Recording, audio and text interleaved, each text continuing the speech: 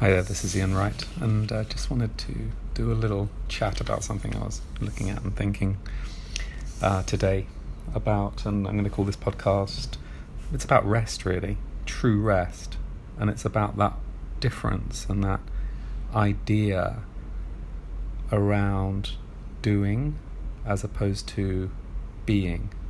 And these are kind of concepts that I'm kind of exploring this book I've just been writing called The Dynamics of Stillness, which at the moment actually was with publishers. And I've been teaching these kinds of sensory development meditation type techniques for a long time, and always looking at different ways in and exploring some of this wonderful history that we have. The book I'm reading again, which is a kind of good, I think, a fantastic reference point, is called The Secret of the Golden Flower, and it's called A Chinese Book of Life. The copy I've got is the translation by Wilhelm, who was a German person who travelled to China extensively.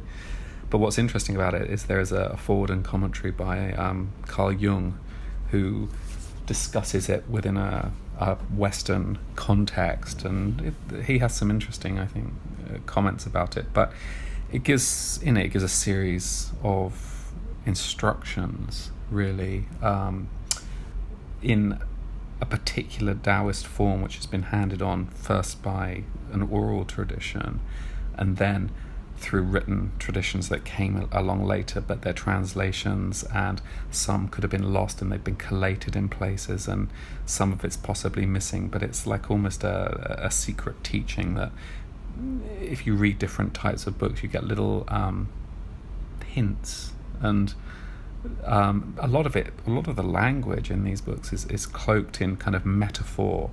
They use terms like the Jade Palace, and the space of former heaven, and things like this, and the dark past. They use these kind of words which are kind of metaphorical, and they also use the kind of 5 elements of Chinese Taoist thinking of earth, fire, water, metal, etc. And they also use the elements of the sun and moon. So a lot of it is actually to do with alchemy, actually, but it's to do with, actually, in some of the courts in the sort of early 11th, 12th, 13th centuries, it was more to do with actually the physical alchemy, as alchemists were growing up in Europe in terms of turning base metals into something more precious like gold. But it was developed later by Lao Tzu, etc., into more of a thinking around an internal alchemy, which is, in a way, it's spiritualizing the person. I mean, the Buddhists have taken on the term enlightenment, but it's, in simple terms, it's finding connection, oneness, and peace, which I think this is what we're all looking for. But anyway, let's just talk for a second about this idea of rest. I mean, how often do we actually rest, properly rest? I've started, actually, in the last few months, just spending some time not doing a sort of active meditation, but just allowing my body to be quiet. And I can allow thoughts, but they're like clouds, I watch them go, and actually just feel. I'm very into sensory, actually using our senses to feel processes, mental, the psychological, spiritual, emotional, whatever processes, but to feel them within our bodies, because that's, in a way, it's our vehicle, it's our tool of senses, and I'm particularly into our senses and sensory development. But actually just learning just to sit quietly and feel almost this great peace that's around us always. It holds us, and how that manifests in our bodies, and just, it's like sinking back into this kind of, I mean, the Tibetan Buddhists would call it this great natural peace, but you almost let it hold you, so you're actually resting and you're not doing anything. It's a state of non-doing. It's a state of being, just being, and allowing And it's incredibly important. It's like really touching base with your real self, apart from all our countless thinking and doing and reacting to life. We're constantly in a state of reaction, and actually, where does true action come from? It has to come from this quiet kind of stillness, this place of being. And I think, and I've said this in lots of previous ones, that just a little practice of doing something like that every day builds, and you get a deeper contact and deeper connection with this state of true rest, or this state of being or beingness, and it can lead you in to I think some very beautiful places. The Taoists, I'm just going to talk a little bit about the Taoists and how they use the senses, and this idea of reversal, which is covered quite a lot in this book, The Secret of the Golden Flower, which I think is well worth a read, very interesting book. They would talk about this concept of circulation of light, or this backflow, and they would use their senses to start. So what they would do, and I find this very interesting because there's some other techniques that we work with which are all around the eyes and our visual perception, and sending our attentional awareness to the horizon and allowing this sort of great tide to come and breathe through us. That's a very lovely kind of technique which we could talk about, the long tide. But the Taoists talked about when you're using your eyes, the light in your eyes, your expression, your attention in your eyes, it's out.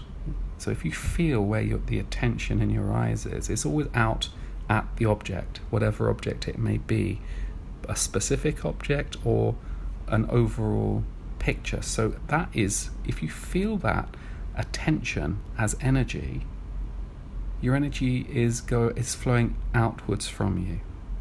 Okay?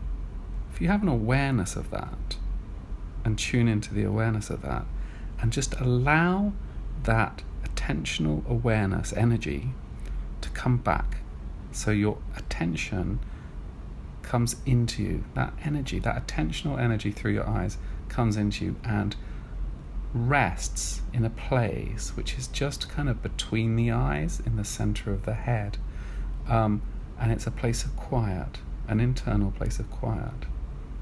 Now, the Taoists talk about kind of fixing your vision down along the sort of the side of your nose, where the kind of lumps of the nose are, and almost letting your vision go soft, but bringing your attentional awareness. I like personally doing it with my eyes closed. It depends, I think, it's easier to obviously to kind of almost quieten your senses by closing them off and closing your eyes. But I think the Taoists were concerned about falling asleep, etc. But I quite like doing it that way. So what we're doing is we're bringing our attentional awareness back to this quiet place, which is right in the center of our head. And it's a place actually that the Taoists will call the Jade Palace, or the Dark Pass, or the place of our ancestors. The Buddhists, I think, would call it the Terrace of Living, and the Confucians would call it the Center of Emptiness. All these different traditions had a place for this area. Actually, anatomically, physiologically, it's, I think, the third ventricle of the brain, which is a very, very important physiological center. The ventricles of the brain hold the cerebral spinal fluid, and the third ventricle is right in the middle of the brain. But what is most interesting about this part of anatomy is this third ventricle, which is filled with fluid, and it's in the middle of the brain, is surrounded by some fascinating structures. The pituitary, the hypothalamus, the thalamic nuclei, the pineal gland, which is at the back of the third ventricle. So all of these very important primary areas are in this quiet place, this place of quiet, which the Taoists have already talked about. But that is the center of the neuroendocrine immune emotional system, which means it's the center, it's where our nervous system, our hormonal system, our immune system, and our emotional patterning, all of those meet. So it's a powerhouse. And so it's a very important place of regulation, actually, and we work with this when we're using when I'm using my osteopathy. It's very important. Anyway, that's another subject. So what we're doing is very simple, actually, is we're just allowing our awareness to come back and rest quietly in this place, and that's it. Now, another couple of tricks we're using the senses, which I quite like, and I was playing with a little earlier, is in this book, the Secret of the Golden Flower, they talk about how your hearing and your ears can regulate your breathing, because your breathing has to be soft and even, and the breath holds the stillness almost and brings you into a point of stillness. And I'll talk about breathing a lot in other there's so much actually to talk about in these things, but actually, if you just tune into the sense of hearing for a second and connect your breath and the softness in the breath to your hearing, and you can get a sense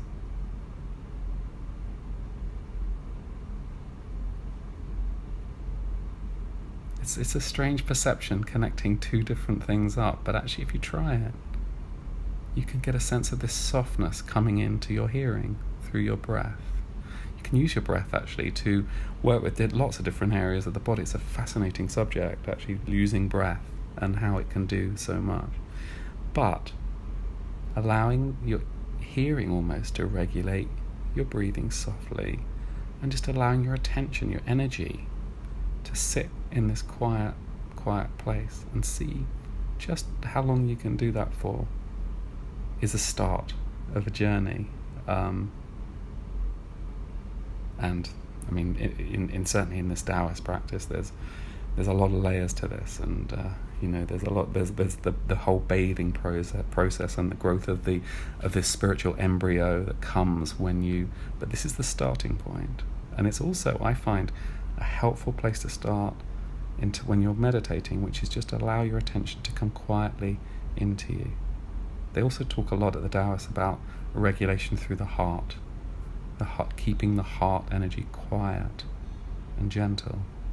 So what I like about this is the idea of, which Lao Tzu said, that the secret of the magic of life consists in using action in order to attain non-action.